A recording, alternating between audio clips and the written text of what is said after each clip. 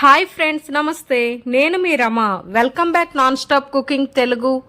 ఈరోజు మన ఛానల్లో పల్లి పకోడీని స్వీట్ షాప్ స్టైల్లో ఇంట్లోనే చాలా ఈజీగా ఎలా ప్రిపేర్ చేసుకోవాలో ఈ వీడియోలో మనం చూద్దాం. ఈ వీడియోని చూసే ముందు ఒక లైక్తో ఈ వీడియోని స్టార్ట్ చేయండి. అలాగే కొత్తగా ఎవరైనా మన ఛానల్ని చూస్తే తప్పకుండా సబ్స్క్రైబ్ చేసి పక్కనే ఉన్న బెల్ ఐకాన్ని యాక్టివ్ చేయండి. ఇప్పుడు దీని ప్రాసెస్ ఏంటో చూద్దాం. దీనికోసం ముందుగా ప్యాన్లో 2 కప్పుల పల్లీలను వేసుకోండి. ఇప్పుడు ఫ్లేమ్ని లో టు మీడియం మధ్యలో పెట్టుకోండి. ఇక్కడ పల్లీలు ఫ్రై అవ్వడానికి కనీసం 7 నుంచి 8 నిమిషాల సమయం పడుతుంది. ఇలా వీటిని ఫ్రై చేస్తూ ఉండండి. ఇలా ఈ పల్లీలు అనేవి కలర్ చేంజ్ అయ్యే వరకు వీటిని బాగా ఫ్రై చేయండి. ఇలా ఫ్రై అయిన ఈ పల్లీలని ఒక బౌల్లో వేసుకోండి.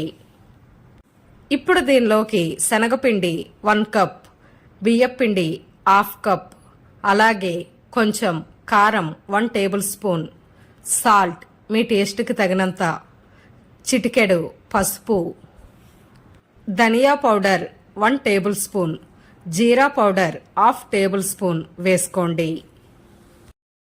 ఇప్పుడు వీటన్నింటినీ పల్లీలకి బాగా పట్టించండి. ఇక్కడ వాటర్ అనేది కొంచెం కొంచెం వేస్తూ మాత్రమే ఈ పల్లీలని కలపాలి. మీరు వాటర్ ఎక్కువగా వేస్తే ఈ పల్లీలు అనేవి ముద్దగా అయిపోతుంది. కాబట్టి వాటర్ని చాలా తక్కువ మాత్రమే వేసి పల్లీలను బాగా కలుపుకోండి. అలాగే మనం పల్లీలని వేయించి చేయడం వల్ల ఈ పల్లీ పకోడా అనేది మరింత రుచిగా ఉంటుంది.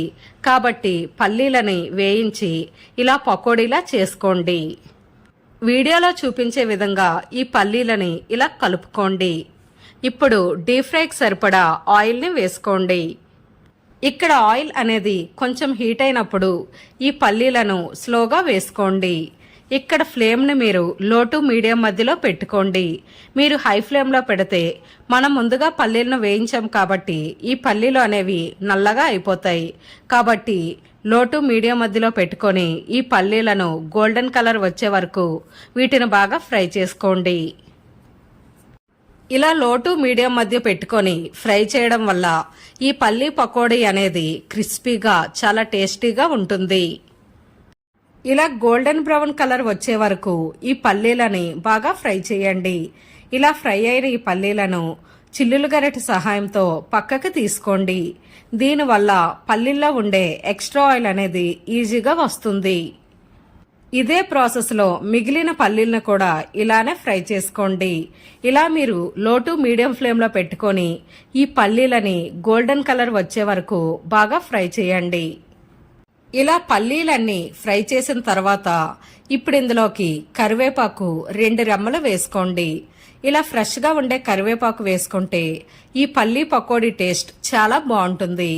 ఈ కరివేపాకును కూడా బాగా ఫ్రై చేసి పక్కకు తీసుకోండి.